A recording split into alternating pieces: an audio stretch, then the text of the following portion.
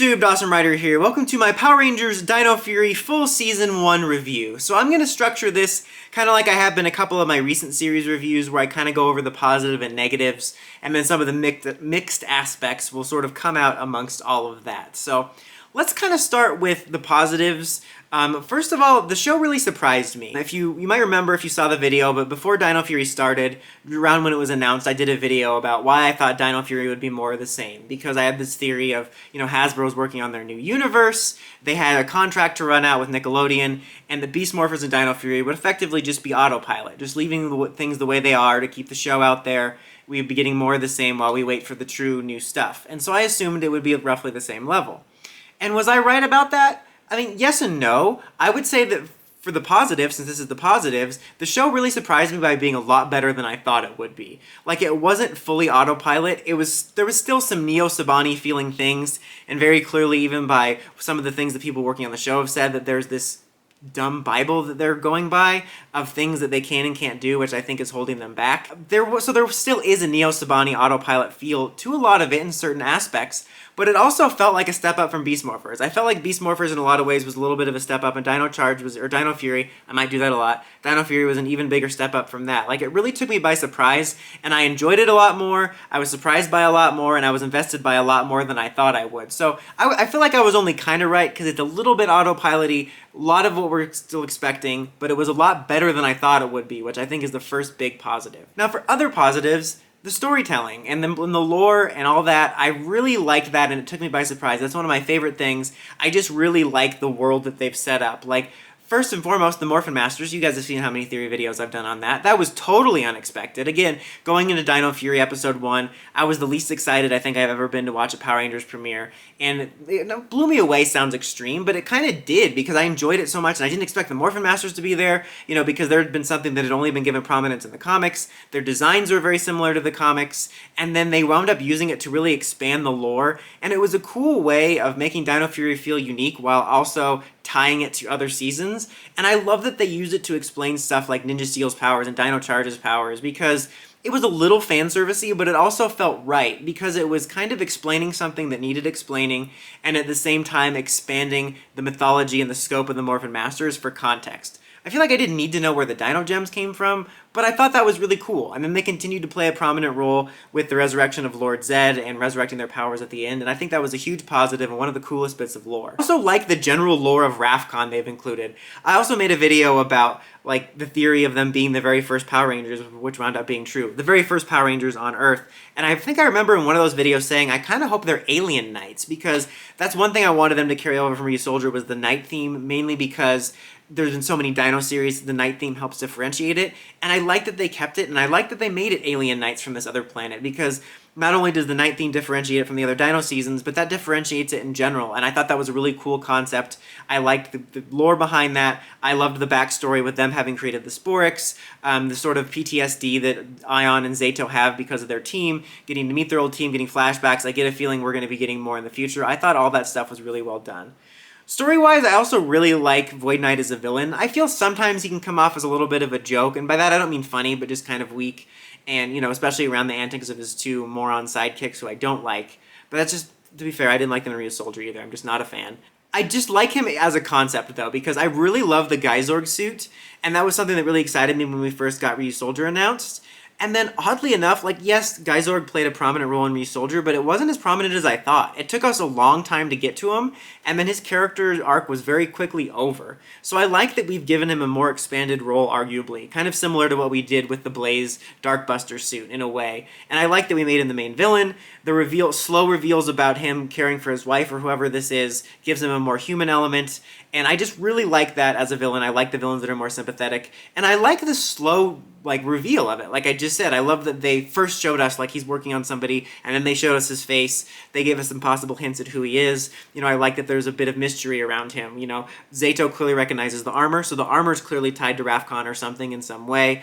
But they also gave us hints that it could be Amelia's parents. Maybe not, but if it's not Amelia's parents, then Amelia's parents, I think, are going to come up again later. And, McScary Manor, I think, was one of the most underrated episodes because people just wrote it off as a filler. But that conversation that Amelia had with Pop Pop was filled with, really important information for the show's lore, not to mention her debuting the the fire armor, which was a nice thing because Sentai didn't do that. And whenever they do something that Sentai didn't do, I love that. Really cool stuff going on there with that. And I think they do a lot better story-driven things in recent seasons that I've really been enjoying. I also have to say, I feel that even though a lot of the presentation can still feel very Neo-Saban-y, I think the dialogue and the performances feel at least a little bit more natural. Some people cringe at them using some modern day dialogue and stuff, but I like it because it makes it feel more grounded in our current reality. I feel that from Samurai onwards, it felt so weird. They felt like 1993 mannequins, like that they weren't natural.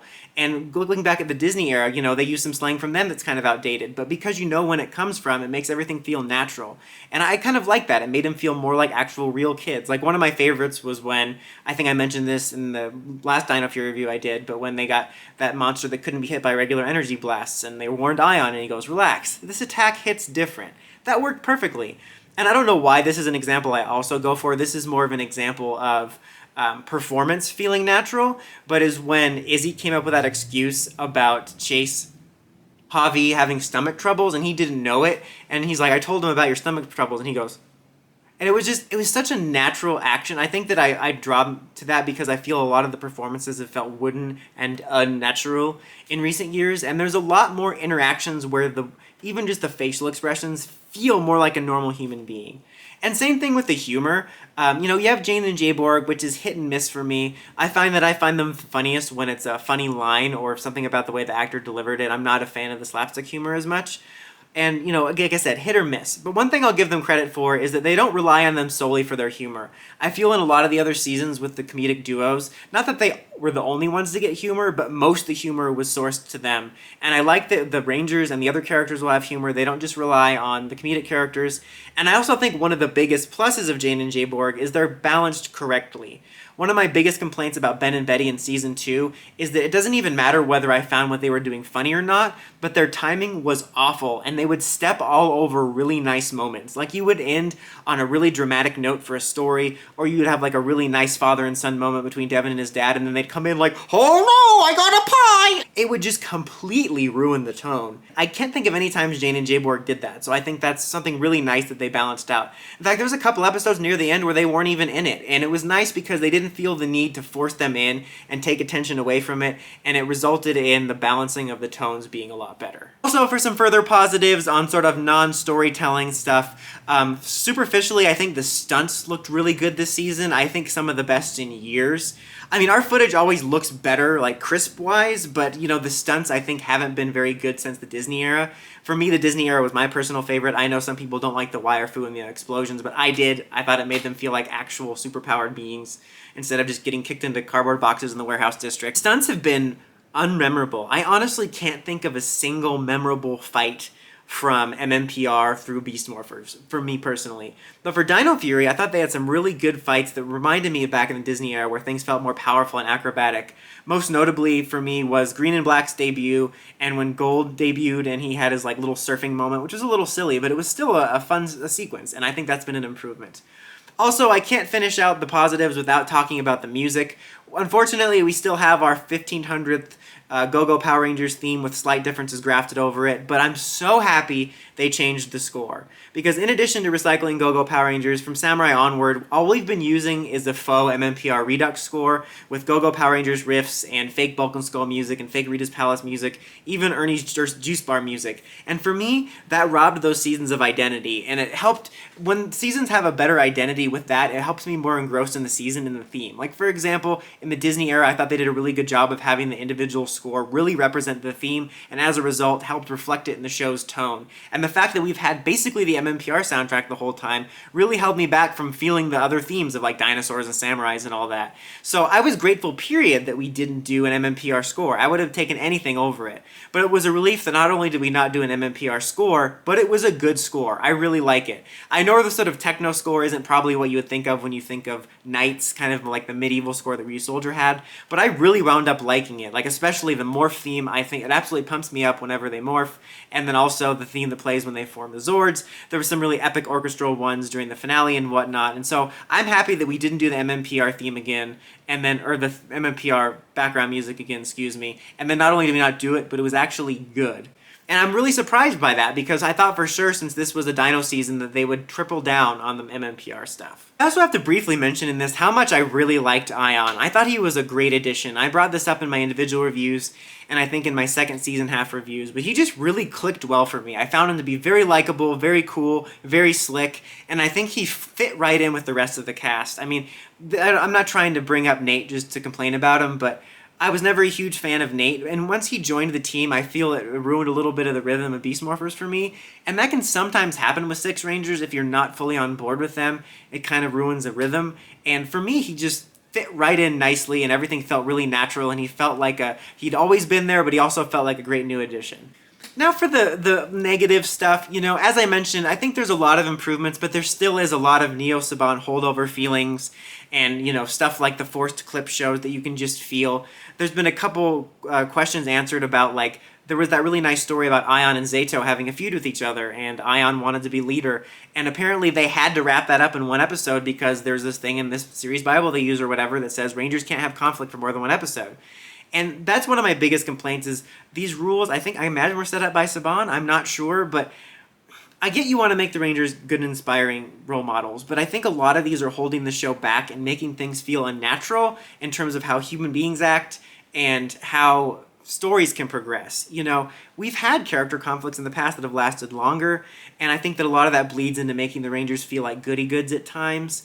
And my thing with that is when I was little, when I watched Power Rangers or any other shows, I always found flawed characters that felt like a real person get better to be more inspiring than these characters like the MMPR ones or the Neo Saban ones where they feel like these unrealistic goody goods. Because it reminds me of like a fake person. When you meet a really fake person that's fake nice and you're just like, yeah, you're fake. You're fake AF. And that's the way I feel about it. It's a lot of tell, not show. Like, Connor became one of my favorite Rangers because he was such a flawed human being, and I loved seeing him become a better person, and that was more inspiring to me than being told, look how good they are, they do charity all the time, and they're just goody good. I think that all ties into these idea of what they think Power Rangers should be.